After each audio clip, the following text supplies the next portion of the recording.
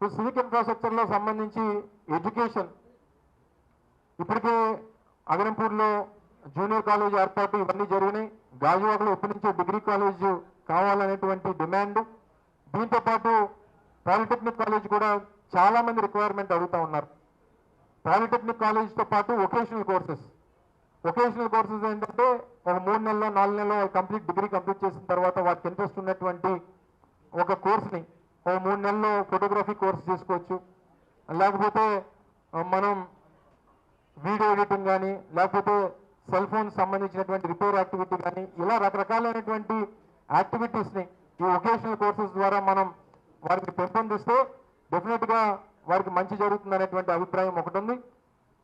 So దాంతో ఇందాక చెప్పినట్టు చదువుకున్నటువంటి రోజుల నుంచి ఇండస్ట్రీతో వారికి ఇంటరాక్ట్ అయ్యేటువంటి అవకాశం కల్పించి వారికి ఏ రకమైనటువంటి భవిష్యత్తు కావాలని కోరుకుంటున్నారు, ఎంటర్ప్రెన్యూర్షిప్ మీద వారికి ఆలోచన ఉంటే అమ్మా ఒక 5 నిమిషాలు ఆగండమ్మా, ఆ లేడీ ఎందుకు తిరుగుతుందా కూడా.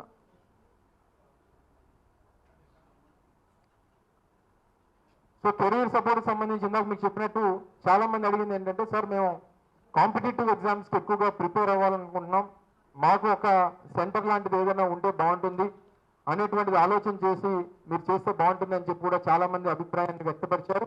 సో దానికి సంబంధించి కూడా వాళ్ళకి కెరియర్ ప్లానింగ్ సంబంధించినటువంటి హాట్ లైన్స్ అలాగే కోచింగ్ ఇన్స్టిట్యూషన్స్ని ఎంకరేజ్ చేసి గాజువాకలో కూడా కోచింగ్ ఇన్స్టిట్యూషన్ ఎగ్జిస్టింగ్ ఉన్నటువంటి వారితో పాటు మరింత పేరున్నటువంటి సంస్థల్ని తీసుకొని వచ్చి వారికి ఉపయోగపడేటువంటి దానికి మనం పెట్టడం. అలాగే ఎలాగ ముఖ్యమంత్రి గారి ఆలోచనకు అనుగుణంగా గతంలో మనం గ్రామ సచివాలయాలు, వార్డు సచివాలయాలు, రైతు భరోసా కేంద్రాలు ఇవన్నీ పెట్టాం.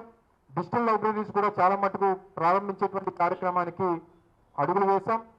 డిజిటల్ లైబ్రరీస్ కూడా చాలా ప్రాంతాల్లో ఏర్పాటు చేసేటువంటి దాన్ని కూడా చొరవ తీసుకుంటామని చెప్పి తెలియజేస్తా ఉన్నాం.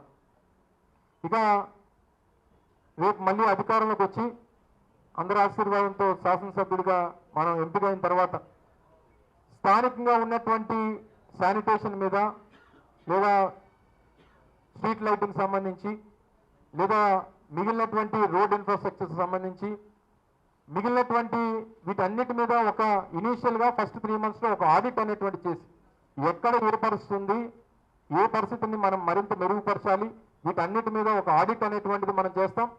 ముఖ్యంగా ఇందాక చెప్పినట్టు drainage system, garbage collection, community halls. ఎందుకంటే నేను చాలా ప్రాంతాల్లో నేను ప్రచారానికి వెళ్ళినప్పుడు సహజంగా ఆయా ప్రాంతాల్లో ఉన్నటువంటి కమ్యూనిటీ హాల్స్తో పాటు స్థానికంగా ఉన్నటువంటి సామాజిక వర్గాలు చాలామంది మా సామాజిక వర్గానికి కూడా ఒక కమ్యూనిటీ హాల్ ఉంటే బాగుంటుంది అనేటువంటి అభిప్రాయాన్ని చాలామంది వారు వ్యక్తపరిచారు.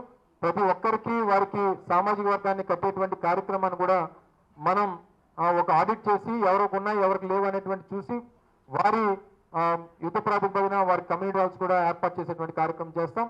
ఇక కామన్ పబ్లిక్కి మనం ఎలాగా నేను ఈ ప్రాంతంలో పుట్టి పెరిగినటువంటి వ్యక్తిగా మింది గ్రామంలో నేను స్థిర నివాసం ఇప్పటి నుంచి కాదు, నా తాతల కాలం నుంచి ఇక్కడే ఉంటాను కాబట్టి ఎవరికి ఎప్పుడూ ప్రతి నిమిషం అందుబాటులో ఉండేటువంటి వ్యక్తిగా నేను ఎలాగా ఉంటాను. కానీ వారితో పాటు మరింత ఫీజిబుల్గా వారికి వాళ్ళ తాలూకు ఇష్యూస్ని మన దృష్టికి తీసుకొచ్చేటువంటి దానికి ఒక యాప్ అండ్ వెబ్సైట్ని కూడా మనం ఒక టోల్ ఫ్రీ నెంబర్ని కూడా లాంచ్ చేస్తామనేటువంటి విషయాన్ని కూడా మీ ద్వారా తెలియజేస్తా ఉన్నా. ఇందాక చెప్పినట్టు 24 గంటలు మనం అందుబాటులో ఉండేటువంటి కార్యక్రమం చేస్తాం. మిగిలినటువంటి ఇష్యూస్ ఏవైతే ఉన్నాయో వారు యాప్స్ ద్వారా కానీ వెబ్సైట్ ద్వారా కానీ వారు మనకి లేదా టోల్ ఫ్రీ నెంబర్ ద్వారా కానీ మనకి ఇంటిమేట్ చేస్తే వాటిని కూడా యుద్ధ ప్రాతిపదికన సాల్వ్ చేసేటువంటి కార్యక్రమం చేస్తాం. ఒక్క మాట గుర్తుంచుకోండి, అమరన్నకి చెబితే జగనన్నకి చెప్పినట్టే. ఫ్యాన్ గుర్తుకే